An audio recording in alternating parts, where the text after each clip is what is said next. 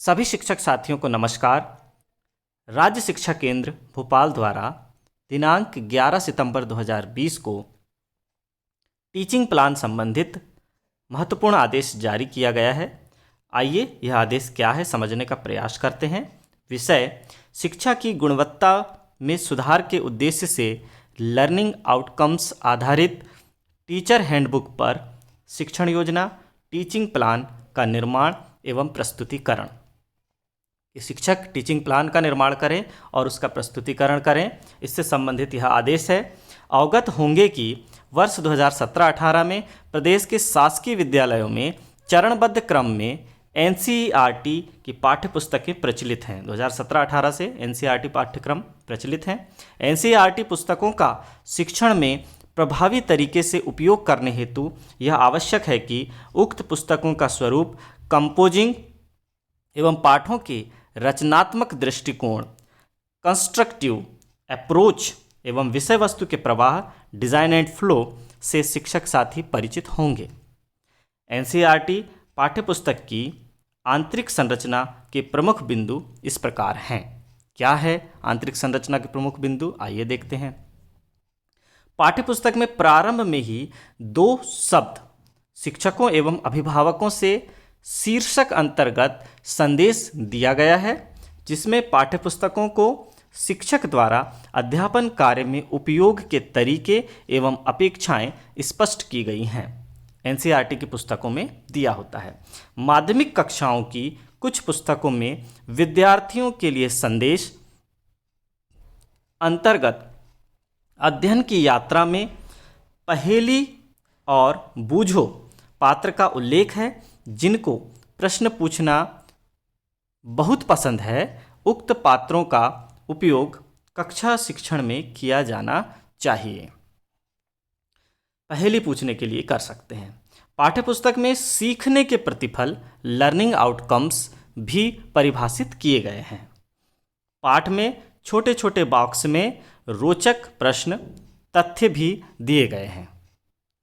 पाठ के अंत में आपने क्या सीखा, ऐसे कई प्रश्न दिए गए हैं, जिसका उत्तर हल कर विषय वस्तु की समझ एवं लर्निंग गैप का आकलन भी किया जा सकता है कि कौन समझ पाए कौन नहीं समझ पाए, ये हम आकलन कर सकते हैं। अभ्यास हेतु गतिविधि प्रश्न भी दिए गए हैं, जिनके अभ्यास से विषय वस्तु का पुनर्बलन रीइंफोर्समेंट होता है। पाठ के अंत में प्रस्तावित परियोजना एवं क्रियाकलाप, विस्तारित अधिगम क्रियाकलाप एवं परियोजनाओं का भी उल्लेख है, जो विषय वस्तु की बेहतर समझ विकसित करने में सहायक होंगी। ये सब विशेषताएं एनसीईआरटी की बुक्स की हैं।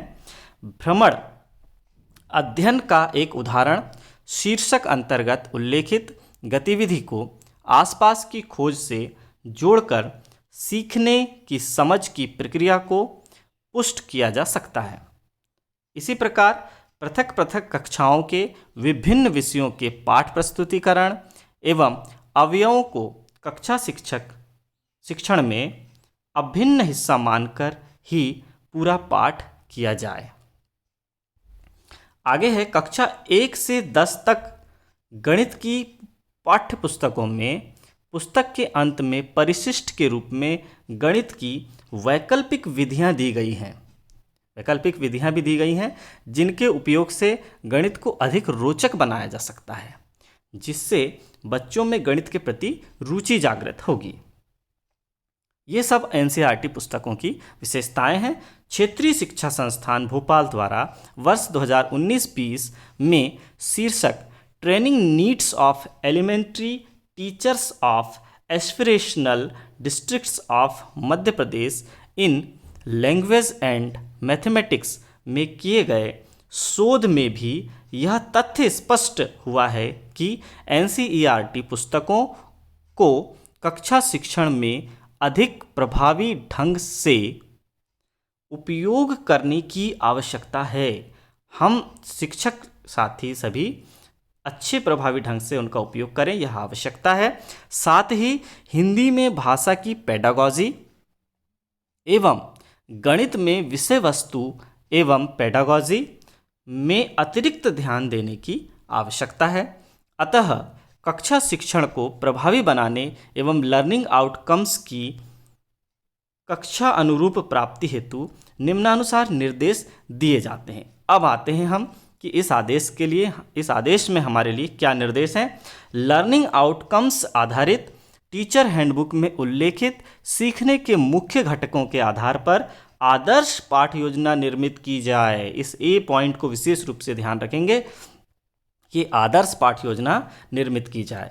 प्रत्येक शिक्षक, सभी शिक्षकों के लिए है ये, प्रत्येक शिक्षक स्वयं द्वारा पढ़ाए जाने वाले विषयों की पाठ्य पुस्तक के प्रत्येक पाठ की शिक्षण योजना टीचिंग प्लान बनाएंगे, जो लर्निंग आउटकम्स आधारित टीचर हैंडबुक अनुसार दिए गए 9 कॉलम के प्रारूप में, आगे हम 9 कॉलम का प्रारूप दिखाएंगे आपको, निर्मित किया जाए। उसी 9 कॉलम के प्रारूप में हमें पाठ्य योजना निर्मित करना है, जिसके अनुसार अवधारणा क्षेत्र में क्या क्या रहेगा। पाठ का नाम, पेडागॉजिकल प्रक्रिया, शिक्षण सामग्री, अनुमानित समय, लर्निंग इंडिकेटर, मूल्यांकन हेतु गतिविधियां एवं प्रश्न, आओ करके सीखें, लर्निंग आउटकम्स अनुसार टीचिंग प्लान तैयार किया जाएगा। इन 9 कॉलमों के अनुसार हमें टीचिंग प्लान तैयार करना है। तैयार की गई शिक्षण योजना एवं इस अभियान के क्रियान्वयन की मॉनिटरिंग डाइट, जिला शिक्षा केंद्र, विकासखंड स्रोत समन्वयक एवं जन शिक्षा केंद्र स्तर से की जाए। तैयार की गई शिक्षण योजना को एजुकेशन पोर्टल पर अपलोड किया जाएगा। जो भी शिक्षण योजना शिक्षक तैयार करेंगे उसे एजुकेशन पोर्टल पर अपलोड किया जाएगा। सभी शिक्षक साथी ध्यान दें इस लाइन पर।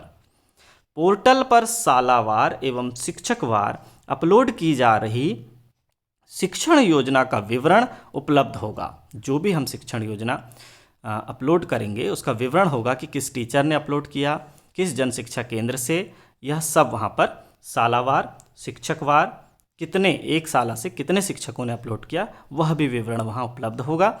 जिसके आधार पर जिला ब्लॉक स्तर से शिक्षण योजना अपलोड नहीं करने वाले शिक्षकों की जानकारी भी उपलब्ध रहेगी। यदि कोई शिक्षक अपलोड नहीं कर रहे हैं तो उसकी जानकारी भी वहाँ उपलब्ध रहेगी। प्रति सप्ताह कम से कम 5 शिक्षकों को प्रस्तुतिकरण हेतु चयन किया जाएगा। 5 शिक्षक स्वयं प्रस्तुतिकरण देंगे। शिक्षकों का चयन यादृच्छिक रैंडमली करते हुए राज्य जिला स्तर से जीवंत प्रस्तुतिकरण लाइव प्रेजेंटेशन कराया जाएगा। शिक्षक स्वयं लाइव प्रेजेंटेशन द्वारा अपनी पाठ्य योजना प्रस्तुत करेंगे।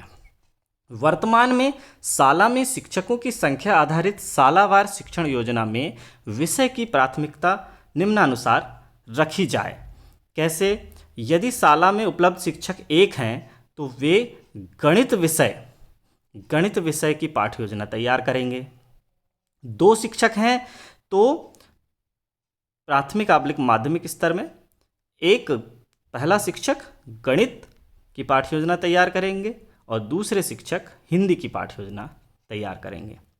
3 शिक्षक यदि हैं विद्यालय में तो पहला शिक्षक द्वारा गणित की पाठ्य योजना, दूसरे शिक्षक द्वारा हिंदी की और तीसरे शिक्षक द्वारा पर्यावरण अध्ययन या माध्यमिक स्तर है तो विज्ञान की पाठ्य योजना निर्मित की जाएगी। 4 शिक्षक होने पर गणित, हिंदी, पर्यावरण अध्ययन और अंग्रेजी की पाठ्य योजना निर्मित की जाएगी। यदि माध्यमिक स्तर है तो गणित, हिंदी, सामाजिक विज्ञान और विज्ञान की पाठ्य योजना निर्मित की जाएंगी। 5 शिक्षक होने पर गणित, हिंदी, पर्यावरण अध्ययन और अंग्रेजी की प्राथमिक स्तर पर और माध्यमिक स्तर पर गणित, हिंदी, सामाजिक विज्ञान, विज्ञान एवं अंग्रेजी की पाठ्य योजना निर्मित की जाएगी।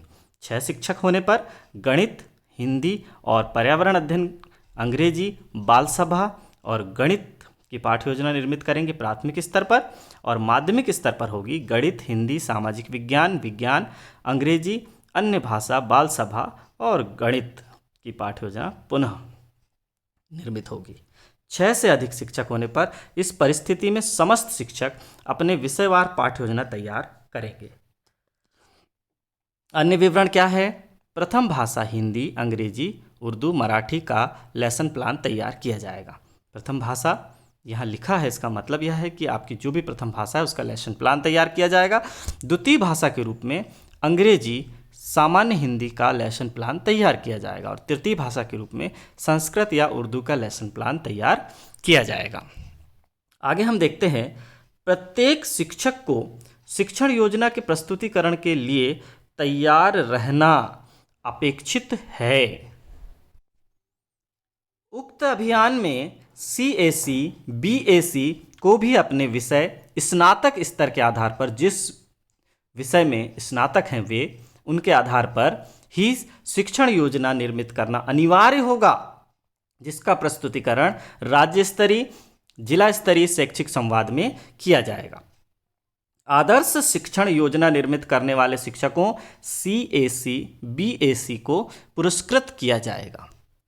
इस अभियान की गुणवत्ता सुनिश्चित करने हेतु डाइट एवं जिला शिक्षा केंद्र द्वारा किए गए प्रयासों के आधार पर जिलों की ग्रेडिंग की जाएगी। जिलों की ग्रेडिंग भी होना है।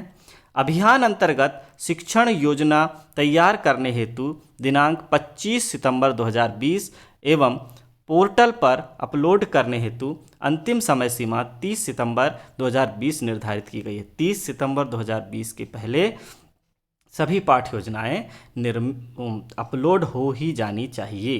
पुनः ध्यान आकर्षित कराना आवश्यक है कि राष्ट्रीय उपलब्धि सर्वे NAS 2017 में राज्य के छात्रों के प्रदर्शन के आधार पर क्षेत्रीय शिक्षण संस्थान भोपाल द्वारा किए गए शोध के आधार पर ही उक्त अभियान प्रारंभ किया जा रहा है।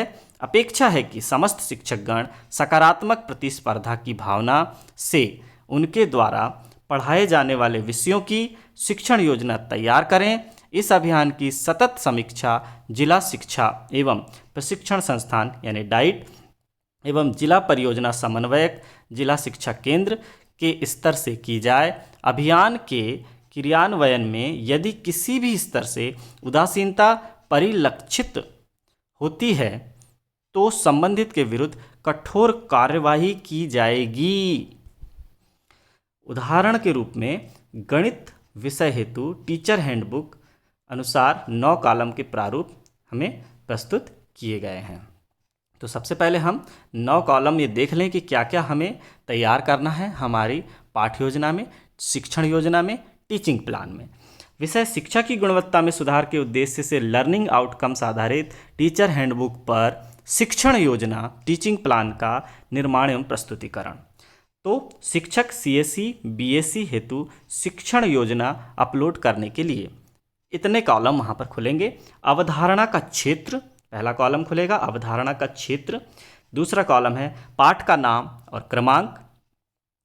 तीसरा कॉलम है पेडागॉजिकल प्रक्रिया या गतिविधियां एवं प्रस्तावना।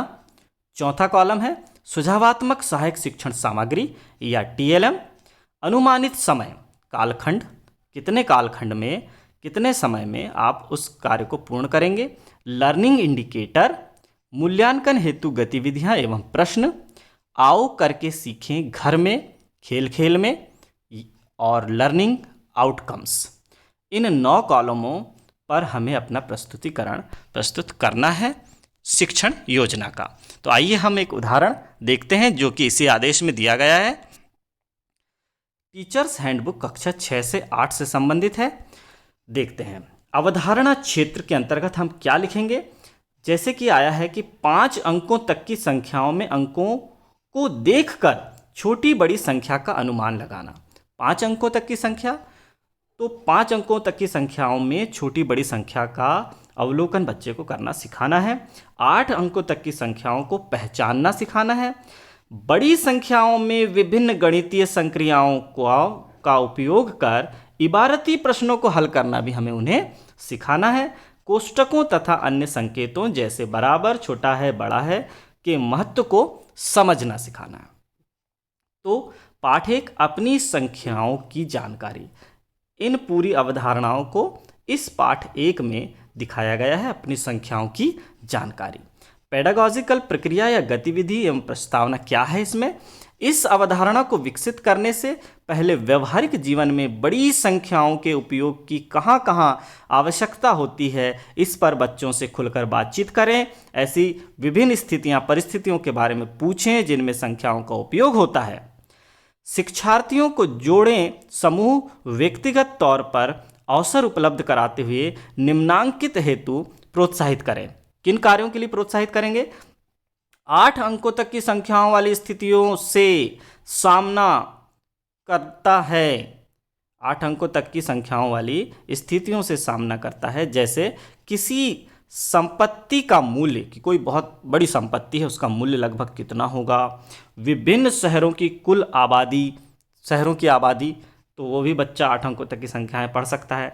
2 मकानों के मूल्य, दर्शकों की संख्या, कोई क्रिकेट मैच चल रहा है उसमें कितने दर्शक हैं, पैसों के लेन देन आदि स्थितियों के द्वारा संख्याओं की तुलना करना। ऐसी विभिन्न स्थितियों के उदाहरण दीजिए जिसमें बच्चे 5 अंकों तक की संख्याओं में तुलना कर सकें, जैसे 2 घोड़ों का क्रय मूल्य, 2 क्रिकेट मैचों में मौजूद दर्शकों की संख्या। इस तरह से उदाहरण प्रस्तुत किए जा सकते हैं। संख्या पैटर्न का उपयोग करते हुए 8 अंकों तक की संख्याओं के विस्तार की समझ विकसित करना, साथ ही दैनिक जीवन के उदाहरणों को शामिल करते हुए चर्चा करना, जैसे किसी संपत्ति का मूल्य इत्यादि।